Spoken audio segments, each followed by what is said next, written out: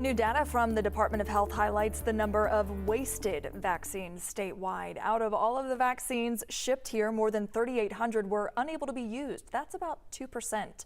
The reasons range from human error to lab error. 1,986 doses were thrown out after the process to administer the vaccine had already started. The other 1,901 doses were either contaminated or damaged.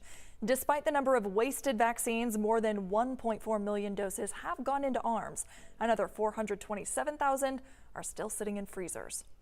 And although those wait times may be frustrating, the push to get as many Georgians vaccinated as soon as possible remains the top priority as the state continues to see high numbers of coronavirus deaths.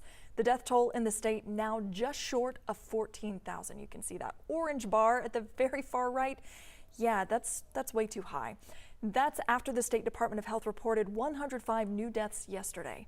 This follows Friday's record-breaking number of deaths in a single day of 184. However, the number of new cases and hospitalizations continues to steadily decrease. Saturday, nearly 2,800 cases were reported.